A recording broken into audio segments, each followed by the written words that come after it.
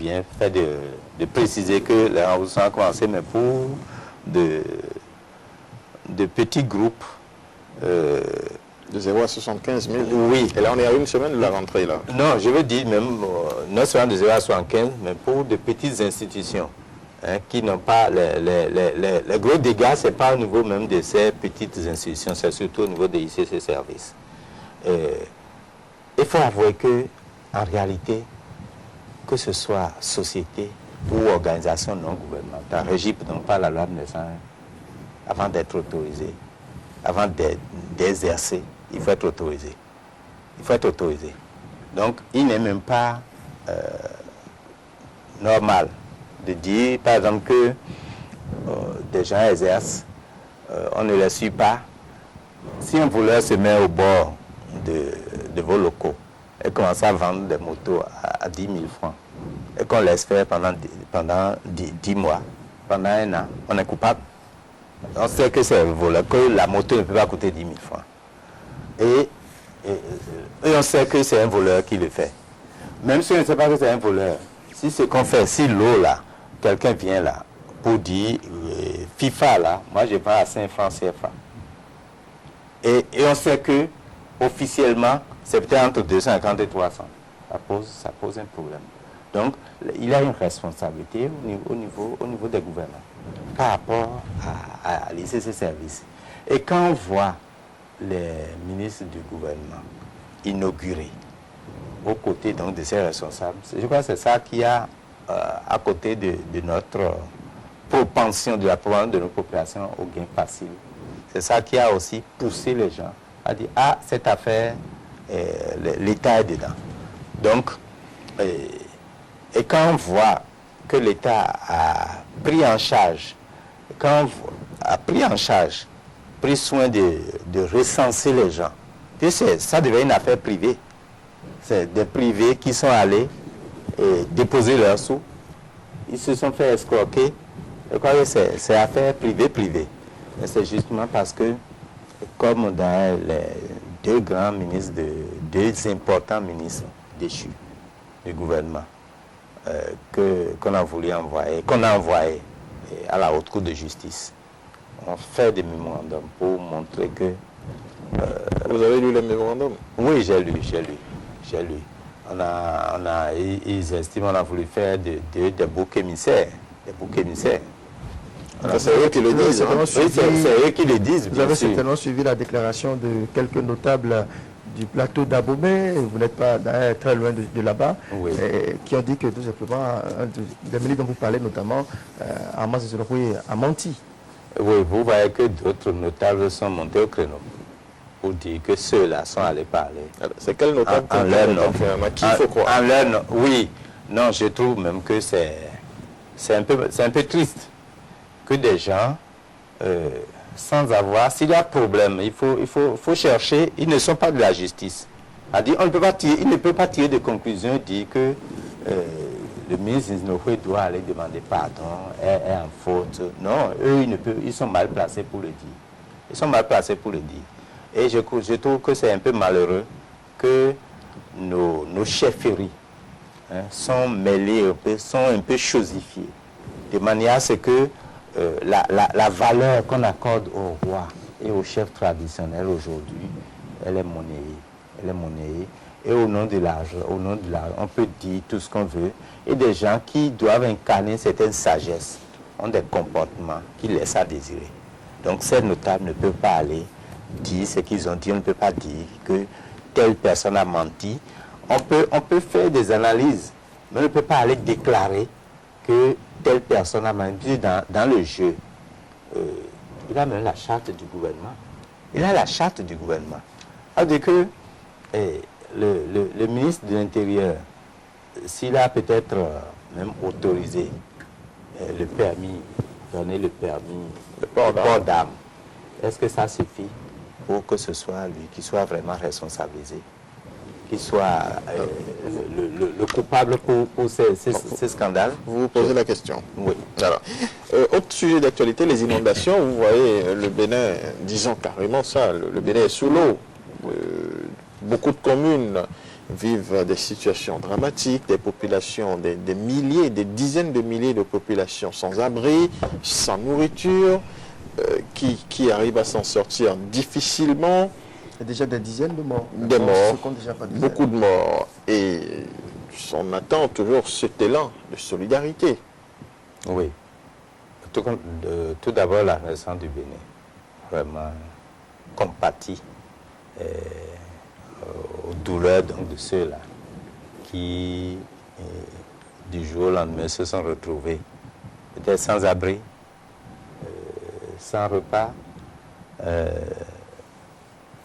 qui ont vu peut-être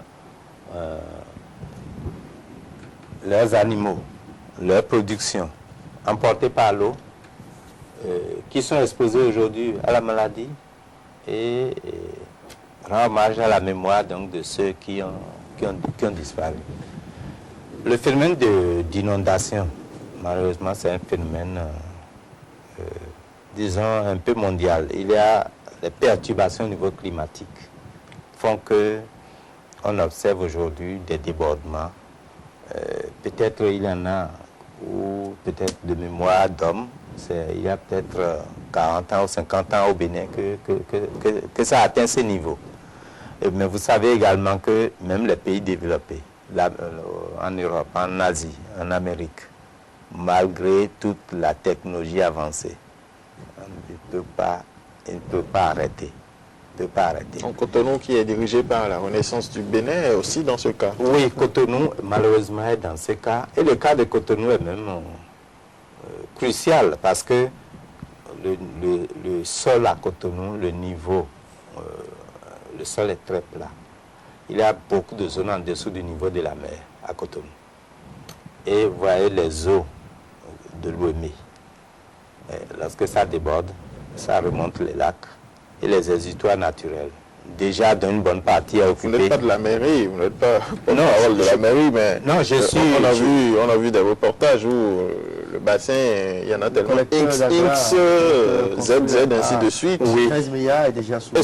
Oui, j'ai évoqué tantôt le cas de ces pays développés, où vous allez voir, malgré tout le dispositif d'assainissement efficace qui est prévu, vous voyez que ça déborde et des maisons sont sous l'eau, les voitures sont emportées. Ça veut dire quoi? Ça veut dire que lorsque les dimensions de l'ouvrage sont prévues en tenant compte des cas normaux, puisqu'il y a la situation d'inondation, il y a la situation normale d'inondation.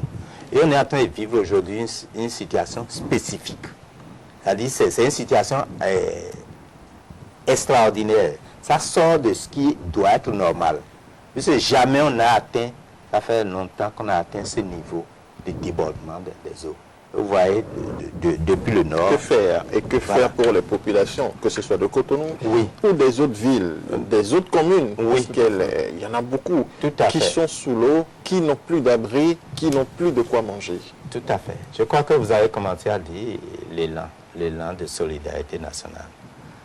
Bon, l'État central a un rôle important à jouer, a commencé peut-être à le faire. L'État qui n'a pas encore réagi, jusque-là, n'a pas encore eu une réaction d'envergure de la part du gouvernement. Peut-être pas une réaction d'envergure, une réaction timide quand même. Ça fait plus d'une semaine que ça dure, et il y en a qui meurent de faim. Ils sont allés à Ouinki, ils sont allés dans certaines zones au niveau du central, mais au niveau de Cotonou, vous avez vu hier ou avant-hier, la mairie a commencé à soutenir en donnant des nattes, des moustiquaires, en donnant des produits pour ce soin, puisque les maladies hydriques.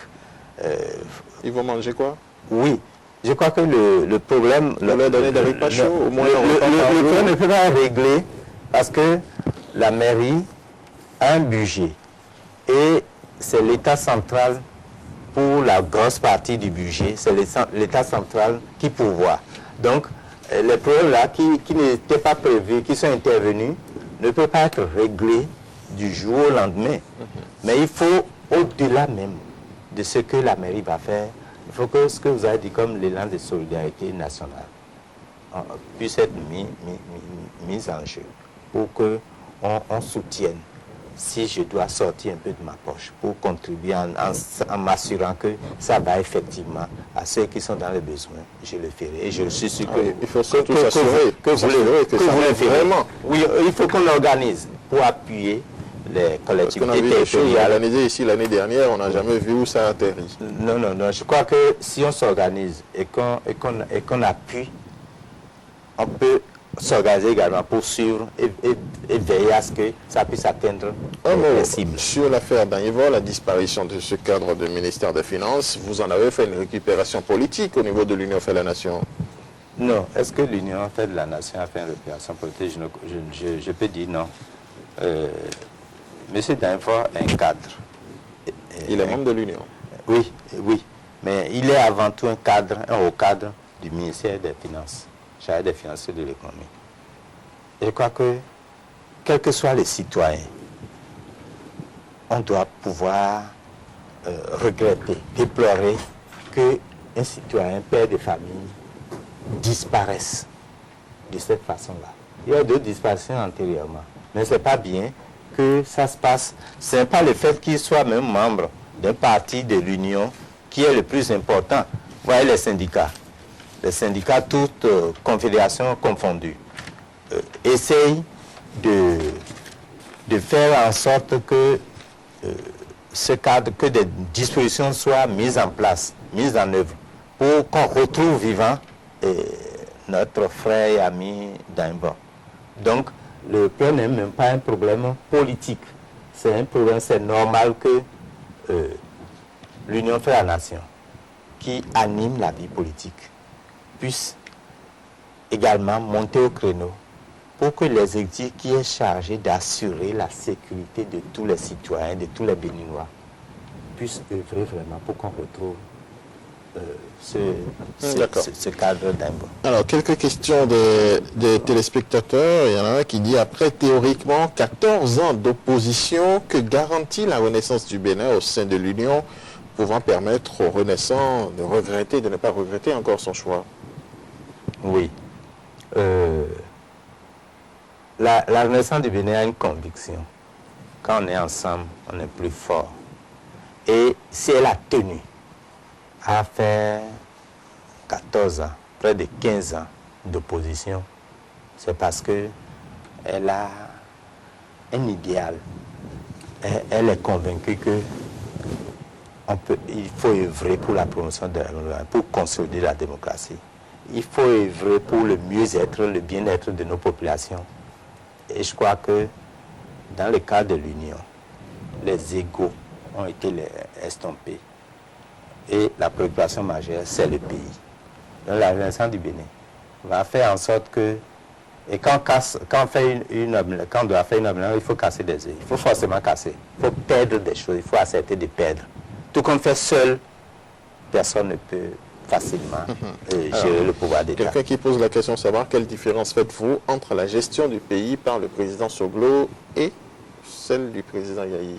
Oui.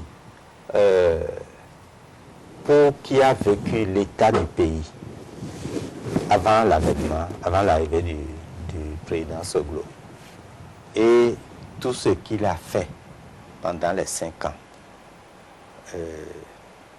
en commençant même par la partie septentrionale, en s'efforçant de faire en sorte que au marché, le panier de la ménagère ne soit pas vide. Au niveau agricole, vous avez vu les performances qu'il y avait en matière au niveau des produits de rente du coton. Au niveau de... Il n'a pas fait la mécanisation. Hein? Non, sans la mécanisation. Ça se fait maintenant, la mécanisation. Oui, mais vous voyez les résultats, c'est un peu de résultats. Les résultats qu'on a obtenus sous lui sont au regard même du niveau de délabrement du pays. Puisqu'on était presque en cessation de paiement des salaires au niveau du pays. Il y avait une crise. Donc, quand on a vu ce qu'il a fait, c'est important, c'est énorme. D'accord. Monsieur Boniface, apparemment le maire de Dahomey-Calavi, président du PUR, qui a réaffirmé son soutien au chef de l'État, le président Boneyayi, il prend totalement et apparemment définitivement ses distances avec l'Union fait la nation et l'opposition en général, et il aurait déclaré